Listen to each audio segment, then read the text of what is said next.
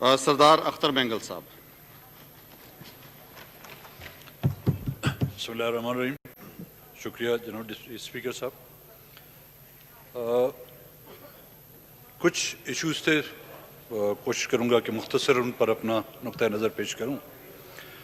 سب سے پہلے تو حالیہ جو بارشوں کے نتیجے میں ملک بھر میں بالخصوص بلوچستان میں جو نقصانات ہوئے ہیں اس پر آپس میں خاموشی, آپس میں بات چیت نہ کریں, اپنی نشست پہ بیٹھ جائیں, خاموشی اختیار کریں. جی ممبران بلوچستان سے اپنا انہوں نے اظہار رائے کیا. جناب ڈپٹی اسپیکر صاحب, حالیہ بارشوں سے بلوچستان میں جو نقصانات ہوئے ہیں, سڑکیں تو نہ ہونے کے برابر تھی ہمارے پاس. کبھی کسی بڑے صوبے کی زکوٰۃ کے طور پر ہمیں ایک آدھ سڑک مل بھی جاتی تھی تو وہ بھی کبھی سیلاب کے ذریعے یا کبھی دہشت گردی کے ذریعے سے جو ان کو تباہ برباد کیا جاتا تھا. لوگوں کی فصلیں تباہ ہو گئی ہیں, گاؤں کے گاؤں برباد ہو گئے ہیں. زراعت جو ہمارے زرعی علاقے تھے بالخصوص آپ کے نصیر آباد کے اور ڈیرہ مراد جمالی کے علاقے, ان میں جو بارش نے جو تباہی مچا دی ہے, اب اس کو خداوند تعالیٰ کی طرف سے ایک مصیبت ہے, اس کا مقابلہ ہمیشہ ہم نے کرتے آ رہے ہیں. لیکن ہمیں افسوس ہوتا ہے کہ حکومت کی بے حسی. اگر آج یہ اعلان کیا جاتا کہ ان علاقوں میں ایک بڑی مقدار میں گیس نکل آئی ہے تو وزراؤں کی جو قطاریں لگی ہوتی. اگر یہ اعلان کیا جاتا کہ اس علاقے میں تیل کے ایک بڑے ذخائر موجود ہیں تو کوئی بھی منسٹر میرے خیال میں اس جگہ پر جانے سے نہیں کتراتا. اگر یہ کہا جاتا وہاں پر کہ سی پیک کے نتیجے میں وہاں پر اربوں ڈالر کی جو ہے امداد لی جا رہی ہے یا کچھ پروجیکٹ لائے جا رہے ہیں تو وزراء اعظم سے لے کر صدر تک بھی اس علاقے کے دورے کرتے. لیکن شاید ہماری فصلوں کی تباہی اپنی جگہ پر, ہماری تو لاشوں پر کوئی آنسو بہانے والا نہیں ہوتا. تو میری آپ سے بھی گزارش ہوگی, حکمرانوں سے بھی, حکومت سے بھی یہ گزارش ہوگی, چاہے وہ مرکزی حکومت ہو صوبائی, ان نقصانوں کا ازالہ کریں جس سے ہاں. اور یہ ہم روز اول سے کہتے آ رہے ہیں کہ بلوچستان میں بارشوں کے نتیجے میں جو پانی ضائع ہو رہا ہے, خدا کے واسطے وہاں پر چھوٹے بڑے ڈیم بنا دیے جائیں. اگر آج 20 سال پہلے یہ منصوبے بنا دیے جاتے تو نہ ہی نصیر آباد, نہ ہی جلمکسی, نہ ہی خزار و کرخ کے علاقے جو اتنے متاثر ہوتے. لیکن ہماری کسی نے نہیں سنی. آج سے 2 دن پہلے 8 اگست کا دن تھا. جناب ڈپٹی اسپیکر صاحب, آپ کا تعلق بھی اس کوئٹہ شہر سے ہے. چند سال پہلے 8 اگست کے دن بلوچستان کے وکلاؤں کی ایک بڑی تعداد کو ایک بم دھماکے میں, خودکش بم دھماکوں میں جو ہلاک کر دیا گیا.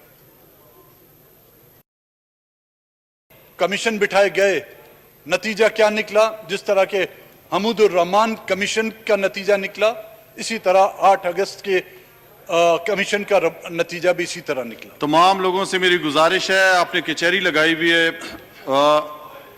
بیٹھ جائیں اپنی اپنی نشست پہ. اگر کسی نے بہت ضروری بات کرنی ہے باہر جا کے بات کر لے, یہاں پہ غور سے سنیں. جی سردار اختر مینگل صاحب.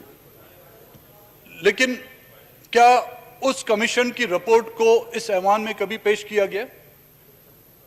ہمارا کریم جو ہمارے پڑھے لکھے طبقے کا آج بلوچستان کی جوڈیشری جو ہے اپنے اس واقعے کی وجہ سے بالکل اس یتیم خانہ سا بن گیا ہے.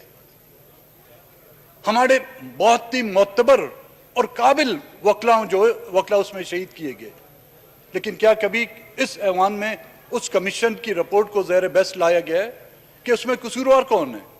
کیا اس خودکش ایک بچے کی تصویر دکھا کر بار بار ہمیں بہلایا دیا جا رہا تھا کہ نہیں آپ تمام آپ کے وکلاؤں کا قاتل یہ بچہ ہے؟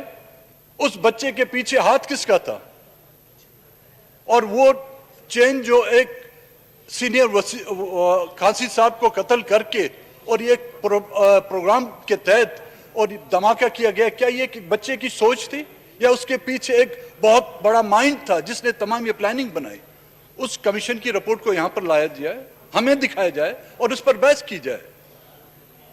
दूसरी अहम बात जो हमारे जनाब असद महमूद ने यहां पर की, जो पिछले इजलास में मैं यहां पर मौजूद नहीं था जनाब डिप्टी स्पीकर साहब, जो कुछ हुआ सही नहीं हुआ, जो यहां इस तरफ से हुआ या उस तरफ से हुआ।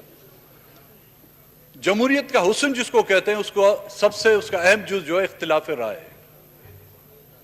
अगर इख्तिलाफ राय को निकाल दिया जाए तो ना ये जमहूरियत रहती है, ना ही जमहूरियत के वो इदारे जो मजबूत हो पाते हैं।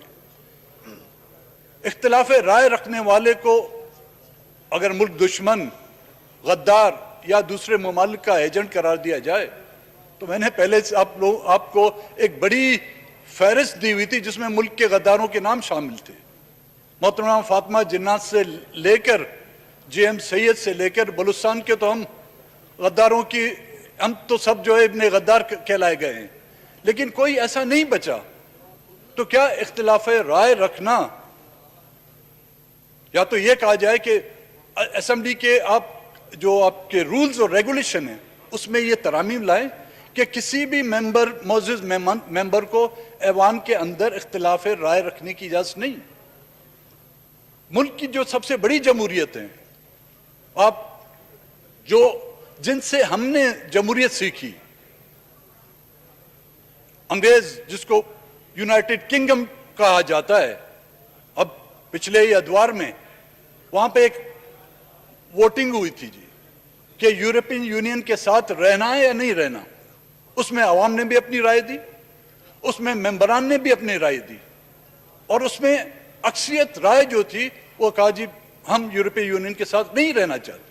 तो उस फैसले को तमाम ने लब्बैक कहा, लेकिन किसी ने ये तक नहीं कहा होगा कि जिसने उस मसले पर इख्तिलाफ राय रखा वो यूरोप का जो एजेंट करार दिया गया हो उसको।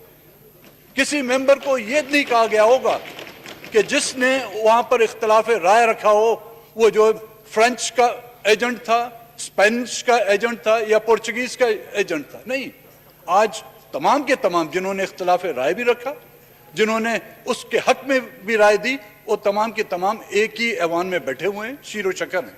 लेकिन क्यों हम उनकी तमाम वो बुरी आदतों को अपनाते हैं, लेकिन कम से कम उनकी कुछ अच्छी आदतें हमें अडॉप्ट करने का भी तो हक हासिल है। तो इख्तिलाफ राय रखने के लिए मेरे ख्याल में हमें किसी सर्टिफिकेट की जरूरत नहीं, ये हमारा हक बनता है। अब हम करें भी क्या करें, ऐवान में हमें बात करने की इजाजत भी ना हो, जो अवाम की तवक्कुआत है हमसे, क्योंकि को वोट देकर जनाब डिप्टी स्पीकर साहब भेजा है तो ये कुछ उम्मीदें उनकी वाबस्ता है कि हम उनके जो जमा मसाइल उन पर बात करेंगे, इलाकाई मसाइल, कौमी मसाइल और मुल्की मसाइल, और तरक्याती हवाले से हम जो है उन इलाकों में तरक्याती काम भी कराएंगे। जब ना हम तरक्याती काम कर सके, ना हम यहाँ पर तकारीर कर सके, ना ही अपनी राय का इजहार कर सके, तो बेहतर वो होगा कि हमारे डमीज स्टैचूज बनाकर इन कुर्सियों पर बिठा दिए जाएं और उनमें एक दागे बांध दिया जाए जो कठपुतलियां होती हैं, क्योंकि ये मुल्क हमेशा कठपुतलियों के से चलाया गया ना जी। और वो डोर जो जिनके हाथ में है, हम कभी भी उनकी तरफ इशारा नहीं करते। जो हमें नचाते हैं, जिनकी डुगडुगियों पर हम नाचते हैं, लेकिन हम एक दूसरे को बुरा बुला कहते हैं, हम एक दूसरे को कोसते हैं, हम एक दूसरे पर इल्जाम लगाते हैं, और यहां तक के बदकलामी और बदतमीजी के इस हद तक हम जाते हैं कि एक दूसरे को गालियां तक देते हैं। और हम उस कौम को सिखाना चाहते हैं जो हमें मुंतखब करके इस ऐवानों पे लाई हैं, हम उनको कहते हैं कि हमसे सीखें। तो या हम सोचें जब उन्होंने हमसे सीखा तो उस कौम का और उस मुल्क का हशर क्या होगा, ये अल्लाह ही जाने। तो आपका तहे दिल से शुक्रिया अदा करूंगा कि आपने मुझे मौका दिया, बड़ी नवाज़ी। जी।